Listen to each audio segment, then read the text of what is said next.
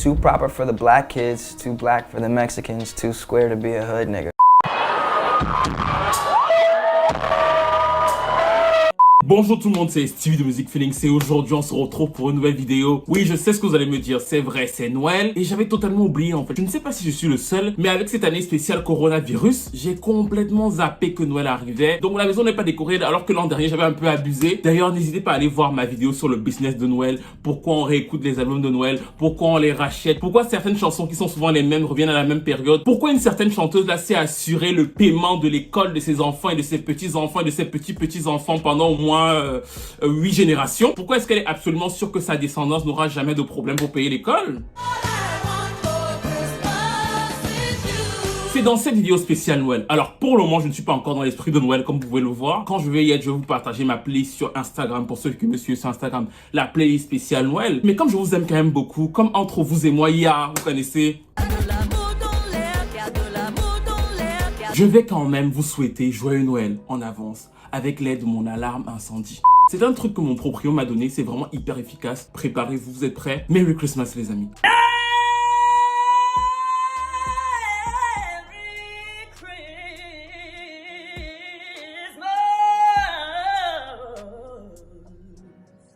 Avec ça, même si Jésus a Alzheimer, parce que ça fait quand même un certain nombre d'années qu'il est né, même si ça ne va pas tout à fait très bien là, il va se rappeler que c'est son jour quoi, impossible d'oublier. Et le sujet du jour, le sujet absolu du jour, c'est de savoir ce qui se passe avec l'un des chanteurs de R&B qui nous a offert, en tout cas qui m'a offert à moi, l'un de mes titres R&B préférés de 2010 à 2020 en fait. C'est-à-dire que dans cette décennie-ci, parmi les meilleures chansons de R&B, si on fait un top 100 par exemple, on est obligé, on est contraint même de classer quelque part cette chanson-ci.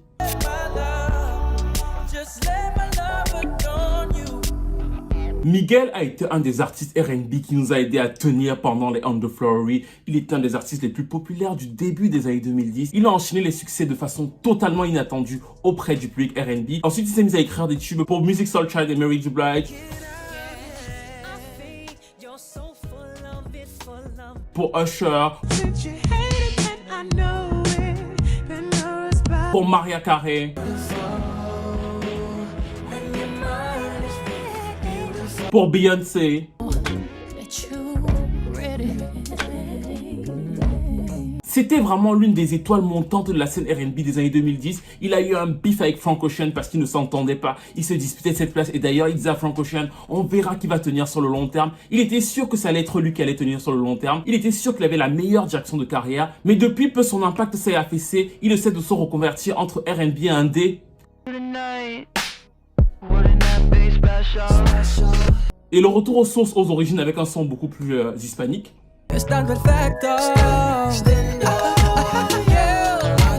Parce qu'on l'a déjà dit, ce public-là stream beaucoup. C'est pour ça que les gens comme les Black Eyed Peas ou alors Akon les draguent en ce moment. Ils les draguent beaucoup en ce moment. Ils parlent en espagnol, ils chantent en espagnol. Parce que c'est un public qui stream énormément. Et Miguel regarde aussi de ce côté-là, à ce moment de sa carrière, où après 10 ans, il ne sait plus exactement comment se positionner. On va essayer de comprendre pourquoi, comment, quel est l'impact de Prince dans tout ça, l'imagerie de Prince. Pourquoi est-ce que le fait de suivre un certain modèle de Prince n'a pas forcément marché chez lui? Comment s'est passée sa transition vers une image beaucoup plus sexualisée? Et quels sont les ressorts qui lui restent pour se relancer actuellement? N'hésitez pas à liker, à commenter, à vous abonner à la chaîne en cliquant sur la cloche, à vous abonner au Tipeee. Et c'est le début quoi.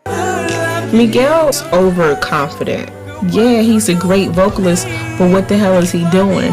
Yeah, he has a beautiful voice, but I'm not impressed. Cette scène se passe en 2004 et va finalement buzzer en 2018. À l'époque, Miguel n'est qu'un jeune chanteur de 19 ans qui veut faire carrière et il se présente à un show de BET. Ce show est un show qui ressemble aussi beaucoup à plusieurs shows que vous connaissez de Didi. Il faut trouver le groupe parfait et le groupe de l'époque de BET est plus ou moins déjà constitué. Ce sont les Féticous qui cherchent donc un nouveau membre. On leur présente Miguel qui est donc un nouveau candidat et la plupart des membres du groupe, notamment l'une des membres, va être très dure avec lui. Elle va lui dire qu'il chante trop, qu'il va trop dans tous les sens et que bah non quoi. C'est le premier échec entre parenthèses de ce gars issu donc d'un père afro-américain et d'une mère mexicaine. Il réunit les deux cultures, mais sa mère l'a éduqué avec toute l'école du R&B old school. Il est passionné par ça, donc il veut vraiment commencer sa carrière sur les traces de pas mal d'artistes R&B de cette époque-là. Et donc cette petite exposition va lui servir Tout de suite après, il commence à chercher un label. Un label indépendant veut bien le signer. Et il sort un premier clip dans la foulée qui est un peu parodique de pas mal de clips R&B de l'époque. On dirait un peu Usher de Cancun. Il a tout la basket, tout l'attirail du chanteur R&B un peu clinquant de l'époque. Et ça s'appelait Get Your Hands Up, ça donnait ça. Hey yo, Miguel! Hey yo, Curve, what up? Too shorty. Après l'apparition de la vidéo, il va tout de suite commencer à avoir des petits regrets. Il va commencer même à avoir une certaine honte en disant que non, c'est pas vraiment moi, c'est pas comme ça que je ressens la musique. Et il va commencer à chercher un nouveau manager. Il va tomber sur ce manager qui va lui dire effectivement, on peut faire autre chose. Et ce nouveau manager va commencer à lui chercher de nouveaux contrats, lui permettre de mettre des chansons sur d'autres albums, pendant que le label va lui dire mais non en fait, nous on veut que tu continues à essayer d'être le Usher et le Nio de Cancun en fait. Nous on veut que tu continues à faire ça.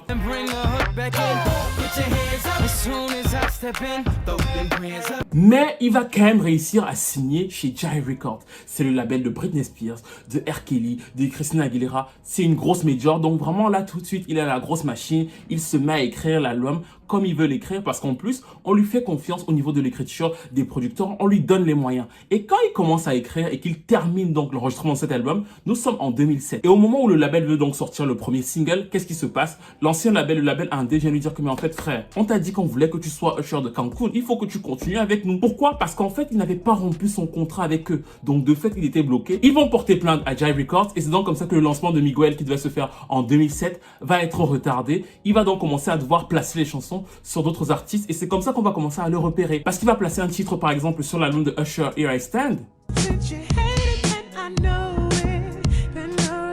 Et dans le même temps, il va sortir sa première mixtape qui va avoir une sorte d'impact auprès d'un certain public de fans de R&B, mais vraiment très très succinct parce que toujours est-il qu'en 2008, Miguel n'est rien du tout et surtout le label s'agace en fait. Ils se disent qu'on l'a pris pour sortir son album en 2007, nous sommes en 2009 et les choses ne se décantent pas. Ce n'est qu'en 2010 que finalement Miguel est libéré de son ancien contrat, donc le label veut sortir l'album. Sauf que dans la même période, Jive Records est en train de mourir. C'est-à-dire que ce label-là sur lequel il a signé et où il y a beaucoup d'autres gros artistes est en train d'être repris par RCA Records. Donc comme vous savez maintenant dans ce genre de jointure, je vous l'ai expliqué dans la vidéo sur Broken Trail, quand il y a ce genre de mixture entre les labels, on se centre en général sur les projets qui vont ramener le plus d'argent. Sauf que Miguel, ça fait 3 ans qu'il est là et en plus l'album sort en pleine On The Flowery. Quand on l'a signé, on pensait que bon, c'est un R&B qui peut se vendre, il est dans une certaine mouvance, il apporte une petite touche et en 2010, les gens du label n'y croient absolument pas en fait. Ils envoient une chanson en radio avec J. Cole qui n'est pas encore le rappeur qu'il va devenir. Ils se disent on fait ça et on s'en fout quoi.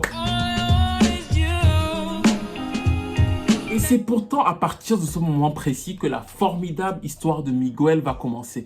Pourquoi? Parce que l'album sort quelques jours après et c'est un échec absolument abominable. Il fait 11 000 ventes en première semaine, c'est-à-dire que presque personne n'en veut. Et bien sûr, encore une fois, nous sommes en plein électro-pop dance, c'est-à-dire que cette mode-là ravage tout, les on the floor sont partout. Donc c'est plus difficile pour un artiste de ce style-là d'avoir l'attention du label. Toutefois, qu'est-ce qu'il réussit à faire? Son manager réussit à le placer en première partie de Usher, qui est donc monsieur David Guetta, et il réussit aussi à le placer en première partie de Trey Songz. Ces deux trucs-là vont faire quoi? Ces deux trucs-là vont commencer à donner à Miguel une certaine notoriété. De l'autre côté, en radio, qu'est-ce qui va se passer? Petit à petit, certains auditeurs vont entendre les titres de Miguel passer. Ils vont se dire, ça c'est différent, ça c'est plus R&B, ça c'est plus soul, ça c'est plus hip-hop. Et il va avoir un parcours absolument incroyable. Ça, c'est la première fois, parce qu'il va l'avoir une deuxième fois. Cette première fois, je vais vous l'expliquer de manière absolument générale. C'est-à-dire que souvent, quand Usher ou alors Beyoncé sortent une chanson, ils ont déjà un nom. Donc, de fait, l'attrait radio est assez facile pour eux parce que ils vont entrer dans les charts radio de manière un peu dithyrambique parce qu'il y a déjà un attrait en fait. Miguel, donc lui, il va partir de rien du tout, en étant rien du tout. Et lui, il va passer énormément de temps à monter dans les charts. C'est-à-dire qu'il va prendre place par place jusqu'au moment où il va réussir à créer une dynamique. Et cette dynamique-là va se cristalliser sur un autre titre qui s'appelle Sure Thing. C'était ça. C'est un titre R&B avec des influences néo-soul. Il y a une petite touche de John B. À l'époque, encore une fois, presque personne ne sort ce genre de titre. Et c'est justement ce qui va faire sa force. Elle va passer plus de 10 semaines en tête des charts R&B hip-hop. Là, elle va vraiment lui asseoir une crédibilité. Ils vont enchaîner avec un troisième titre qui s'appelait Quickie. I just want a quickie. Et ça, c'était donc le premier coup de force de Miguel. On récapitule. Il sort son album 3 ans après la date prévue. Comme c'est 3 ans après la date prévue, le label n'y croit plus du tout. Ils se disent que ça ne va pas marcher. Nous sommes en pleine période on the flurry. Donc vraiment, c'est hyper difficile. Mais par un coup de force et un coup de chance inimaginable, il réussit à capter effectivement un public R&B qui était un peu ignoré. Et surtout, en fait, il rattrape aussi tous les fans de Usher et de Trey Songz en faisant leur première partie en fait. Parce que quand ils venaient faire la première partie de Usher et de Trey Songz, il y avait un impact réel sur ses ventes physiques. Et d'ailleurs, ce qui est hyper intéressant dans cette ère de Miguel, ce sont les ventes en fait. Il va faire quelque chose qui était déjà assez inédit à l'époque, qui est encore plus inédit de nos jours ou qui ne se fait quasiment plus, c'est qu'il va commencer à 11 000 ventes et il va finir à quasiment 470 000 ventes. C'est-à-dire qu'il va avoir le disque d'or en partant de 11 000 ventes. C'est extrêmement rare. Pourquoi? Parce qu'aujourd'hui, quand un album fait 11 000 ventes en première semaine aux États-Unis, tout le monde quasiment se dit que c'est un flop et on passe à autre chose. On ne développe plus sur le long terme, je l'ai expliqué dans la vidéo sur le streaming, et c'est donc un phénomène de plus en plus rare. De son côté, Miguel, donc, il a réussi à conquérir les gens semaine par semaine, et au final, donc, il a son disque d'or et il devient des mecs qui comptent sur la scène R&B. Alicia Keys parle de lui, Elle Warner parle de lui, donc de fait, il les appelle en leur disant, les filles, j'ai besoin de vous, là, je compose le second album, il faut que j'enchaîne, j'ai passé 3 ans de galère. Il vit encore dans son petit appartement, et un jour, il commence à écrire une chanson comme ça, à la va-vite, un peu vite fait, en mode je m'entraîne quoi, et c'était ça. A dawn happened in a night. I literally like landed, 10:30, 11 o'clock, couldn't sleep, and just wrote the song.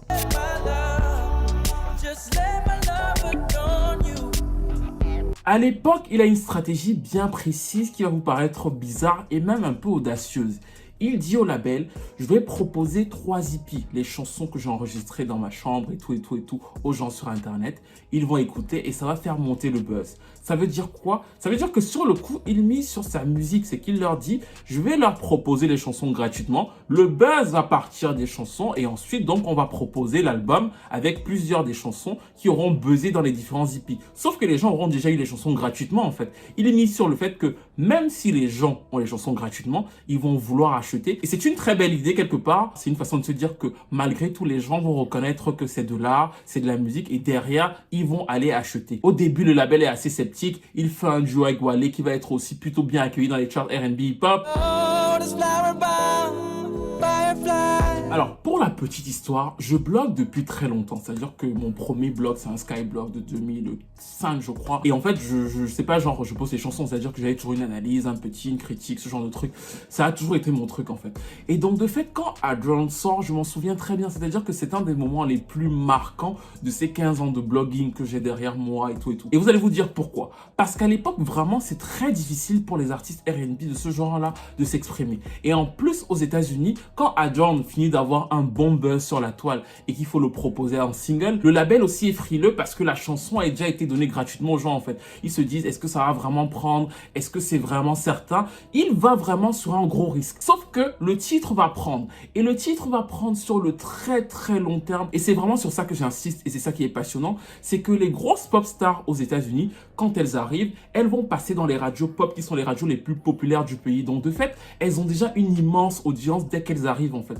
Parce que ce sont déjà des blockbusters qui sont installés. Et de façon générale, même les pop stars, même si elles ne sont pas immenses, elles vont aller directement dans les radios pop qui ont de fait plus d'audience. Pour un artiste comme Miguel, même s'il venait d'avoir un succès, c'était l'inverse. Il devait avoir d'abord les radios R&B adultes, ensuite les radios urbaines, ensuite les radios rythmiques et ensuite peut-être les radios pop. C'est-à-dire que le schéma est extrêmement long et c'est ça qui va être passionnant en fait. Chaque fois que Adron va prendre une place, je gérais ma petite page Facebook à l'époque, mais on était heureux de ouf en fait. Je gérais une page Facebook et sur les forums de R&B américains, mais on jubilait à chaque fois qu'il prenait une place parce que c'était extrêmement compliqué en 2012 pour ce genre de titre de prendre des places et il va avoir une immense longévité parce que ce n'est que finalement 1 an plus tard qu'il sera dans le top 10 en pop. Je veux vraiment attirer votre attention sur ça. Ça veut dire qu'en fait, il lui a fallu 1 an à partir du moment où la chanson est sortie et elle est entrée dans les radios R&B pour pouvoir atteindre le top 10 des radios pop américaines du pays. Et en fait, il n'a même pas été top 10, il a été 11e. Pour vous dire que ça a été extrêmement compliqué,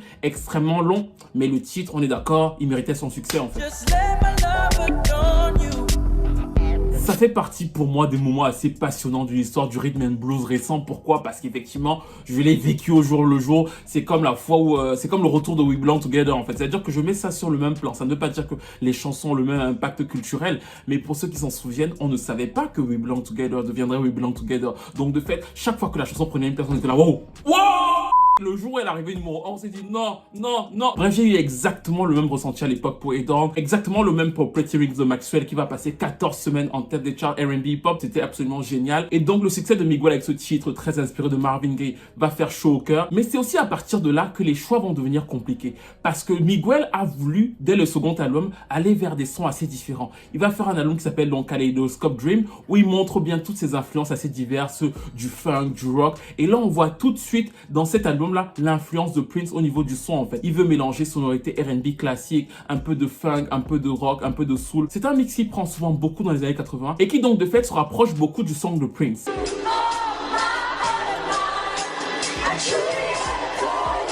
Qualitativement, le succès critique est là encore une fois, mais il va se poser un problème qui va vous paraître bizarre, mais qui est en fait très simple par rapport à ce que je vous ai expliqué au début. C'est-à-dire qu'il construisait son succès sur un public de niche qui petit à petit grandissait dans la zone très R&B. Et donc quand il va commencer à s'ouvrir sur le second album, bien sûr dans la mouvance du premier single, ça va prendre, il va y avoir un autre single qui s'appelait Do You, et justement le choix était fait pour avoir ce public plus R&B, c'était ça. Il va aussi cartonner dans le même temps avec un autre duo avec J. Cole, c'était ça. Et pour terminer la promo de l'album, le label va faire appel à Kendrick Lamar sur How Many Drinks, c'était ça.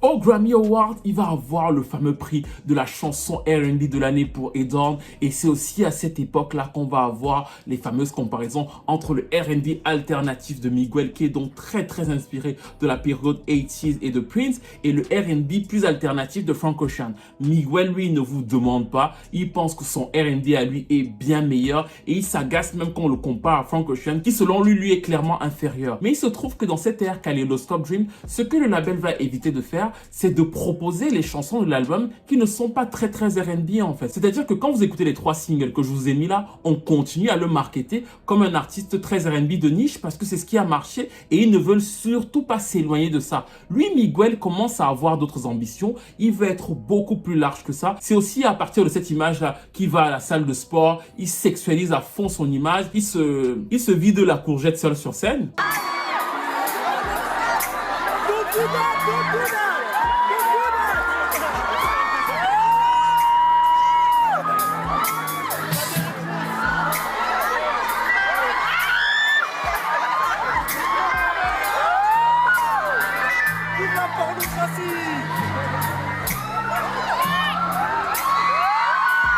Et donc le mix entre cette image volontairement hyper sexualisée, même un peu déviante sur certains aspects parce que ça peut être aussi un peu gênant quand on le voit faire ce genre de choses sur scène, et d'ailleurs ça avait gêné beaucoup de gens à l'époque. Bon, en fait, faire ce mix là avec des influences très R&B, mélanger un son pop, rock, funk et repartir dans les années 80, ça ressemblait énormément à Prince. On a tout de suite vu qu'il voulait vraiment être un peu le Prince des années 2010, et comme il y avait du succès derrière, plusieurs autres chanteuses ont fait appel à lui, notamment Mariah Carey pour Beautiful avec ce clip. Bon.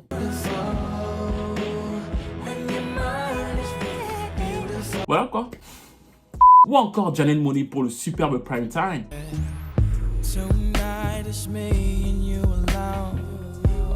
Et Beyoncé sur Rocket.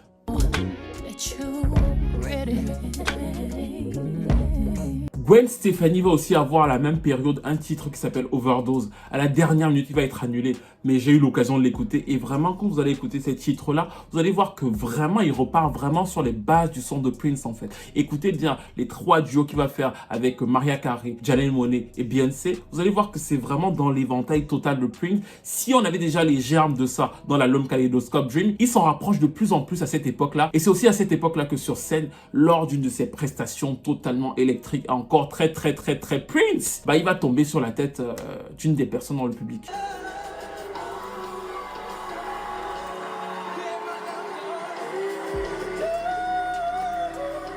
L'affaire va faire grand bruit, on va beaucoup se moquer de lui, mais tout de suite, ça ne va pas vraiment éreinter le succès autour de Miguel en fait. Il a encore quelques duos. Cette image un peu trop sexualisée qui partait du garçon un peu simplet gêne certains, mais c'est nécessaire pour lui parce qu'il veut vraiment se diriger vers ce côté très 80s en fait. Il veut l'assumer et le premier single de son premier album quand il va revenir était la confirmation de tout ça et même l'imagerie en général de la troisième ère de Miguel, à savoir Wild Heart, c'est vraiment totalement dans l'esprit qu'il voulait incarner et la première chanson qui sort en 2015 c'était Coffee.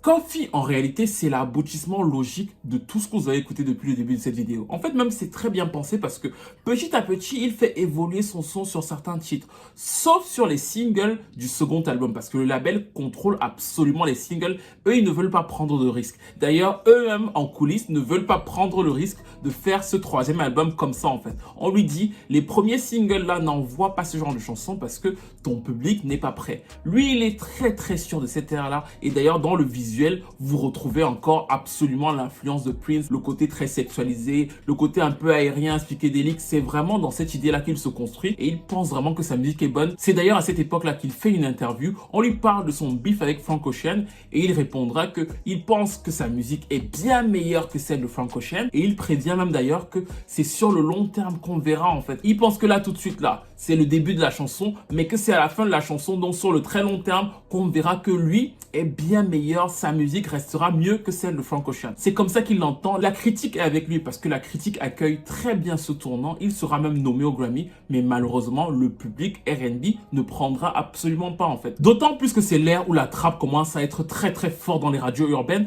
donc il est face à deux problèmes. Le premier problème, c'est qu'un titre aussi pop rock à l'époque ne peut pas être diffusé par les radios urbaines R&B qui sont son public de base. Et le deuxième point, c'est que cette image très travaillée de mec sexy, un peu au-dessus de la terre, un peu 80s, certes très travaillé, n'a pas pris dans l'esprit du grand public en fait. C'est-à-dire qu'il n'est pas encore devenu l'icône qu'il pense être devenu. Donc de fait, le public pop rock un peu à la Prince, qui aurait pu aller acheter un album de Miguel, ne va certainement pas le faire. Et c'est donc comme ça que cette ère-là va être un peu une débandade au niveau des singles. Le second single qui était un peu plus R&B ou plus accessible, Simple Things,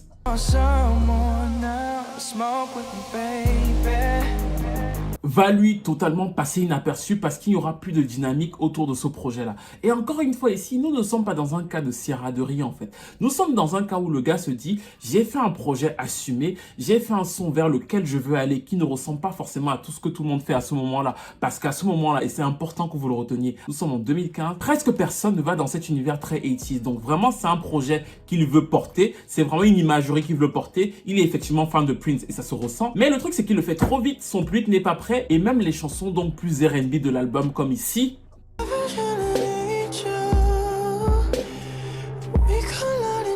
vont passer à la trappe et vont tuer plus ou moins la dynamique autour de sa carrière à cette époque-là. Il va rentrer doucement en studio. En 2016, on va avoir une chanson qui va filtrer un peu par hasard comme ça, c'était ça.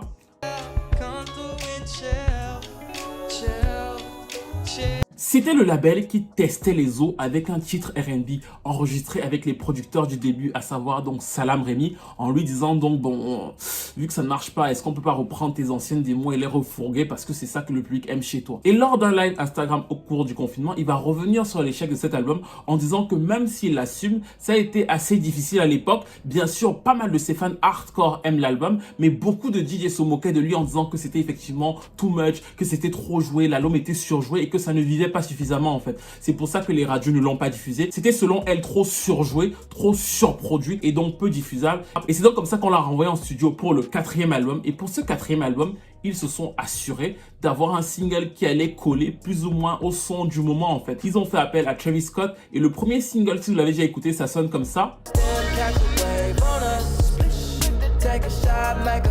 Ce titre, c'est la fessée en fait. On lui a dit reviens à la maison, il faut vraiment que tu y ailles très vite. Donc on fait appel à un rappeur populaire et surtout au niveau du son, même si c'est lui-même qui produit, on retrouve une influence, une forte influence d'un gros tube de l'époque, à savoir Black Beatles. Ça donne ça. De l'autre côté, qu'est-ce qu'il fait? Il comprend qu'il y a de plus en plus une mouvance, à savoir la mouvance des latinos qui écoutent en streaming. Donc qu'est-ce qu'il fait? Il leur fait un clin d'œil et il sort la version aussi hispanique de la chanson. Le titre, en fait, le but de cette chanson était de réintroduire Miguel dans les radios R&B hip-hop. Le seul problème, c'est que les gens qui écoutent Skywalker, qui va être un beau succès pour lui, ne sont absolument pas les mêmes qui écoutent et achètent les albums de Miguel. Il y a une distinction entre les deux. Mais à la limite, vous allez vous dire, ce n'est pas très grave. C'est-à-dire qu'au moins, il est rentré dans les radios. Sur le second single maintenant, il va venir avec la vieille chanson, là, celle de Salam Remi qui dure depuis et qui était appréciée par son public. Pour la nouvelle version, on va remettre J-Cole. Pour faire genre le souvenir, l'équipe d'avant, nous sommes en 2017 et le titre, même s'il était très apprécié, même s'il était très demandé, ne va pas non plus prendre en radio, c'était ça.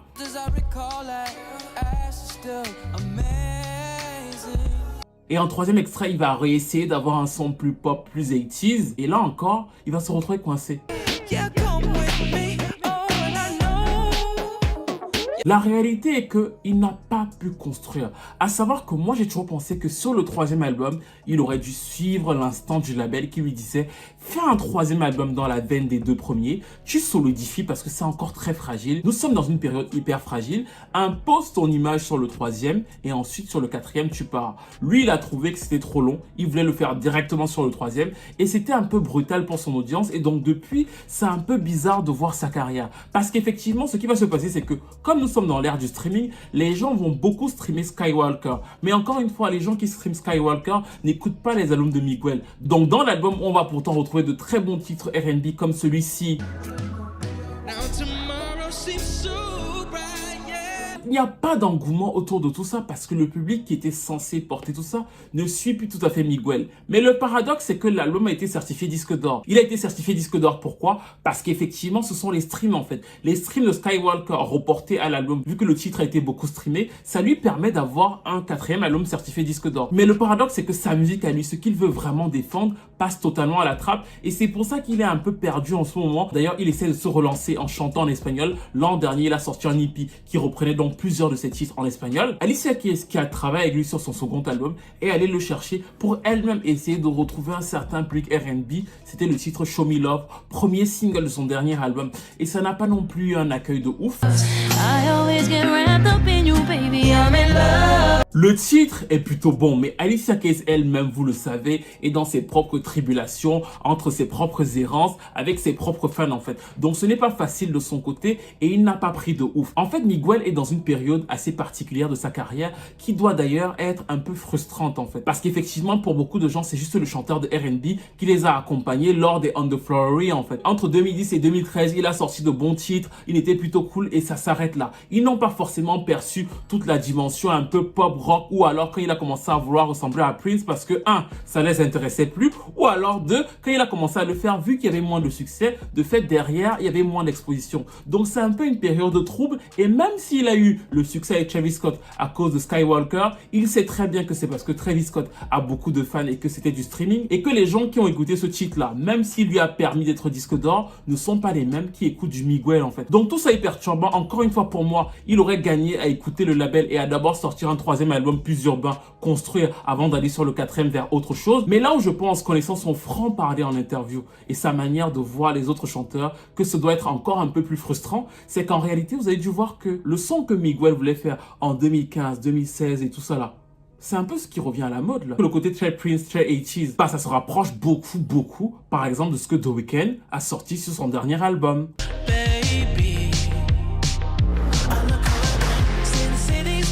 Ce n'est bien sûr pas exactement la même chose, ce n'est bien sûr pas lui qui a créé ça, mais au niveau de l'intention, vous voyez bien que sur le son actuel, on repart beaucoup vers les idées que Miguel avait en 2015 en fait. Le truc c'est que lui n'a pas su le vendre, même si c'était une démarche artistique sincère, et maintenant il pousse de plus en plus loin pour pouvoir montrer que vraiment il est dans cette idéologie là, mais le public qui le suit, comme sur son dernier clip.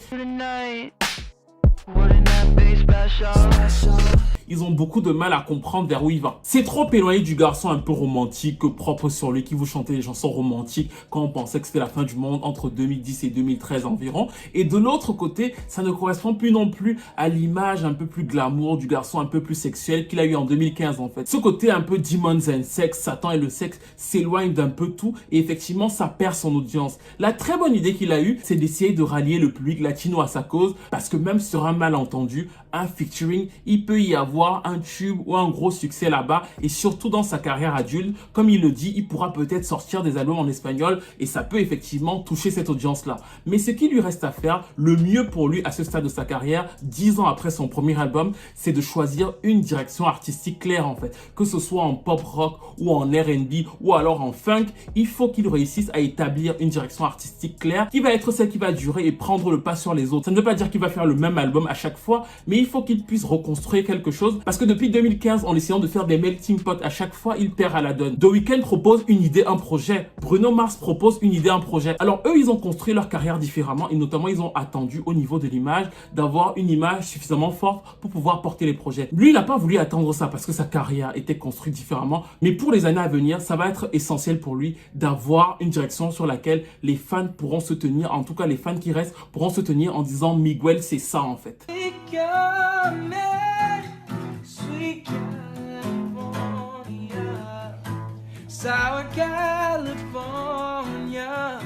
Même s'il n'a plus exactement le même succès, s'il reconstruit quelque chose avec une petite fanbase, sur le long terme, il pourra faire les albums qu'il veut et continuer à dire à Frank Ocean, ma musique est meilleure que toi et sur le long terme, c'est moi qui vais gagner. Bref, nous arrivons donc à la fin de cette vidéo qui était une analyse sur la carrière de Miguel. Dites-moi ce que vous pensez de Miguel. Est-ce que vous écoutiez Miguel au début? Est-ce que vous avez écouté plus tard? Quelle est la période musicale que vous préférez de lui? Est-ce que vous pensez qu'il a eu tort d'aller aussi vite en pop? Est-ce que vous pensez qu'il a eu tort de faire aussi vite la Long White Hair? Est-ce que vous pensez que finalement sa carrière est plutôt normale pour le talent qu'il a? Dites-moi tout dans les commentaires. Dites-moi aussi, est-ce que vous continuez à le suivre? Est-ce que vous pensez que dans la décennie 2020, il pourra revenir avec un album qui va vous faire kiffer? Si oui, ce sera avec quel son? Kaleidoscope, Dream, All I Want Is You ou White Heart? Lequel des trois est votre préféré? N'hésitez pas à me le dire dans les commentaires. Moi, en ce moment, j'écoute beaucoup le duo entre lui et Gwen Stefani qui s'appelle donc Overdose. Je trouve dommage qu'elle ne l'ait pas sorti officiellement parce que c'était vraiment un bon titre, surtout au vu du dernier album qu'elle a sorti. Bref, dites-moi tout dans les commentaires. Dites-moi tout ce que vous pensez de Miguel. Encore une fois, mon alarme incendie est là, donc joyeux Noël!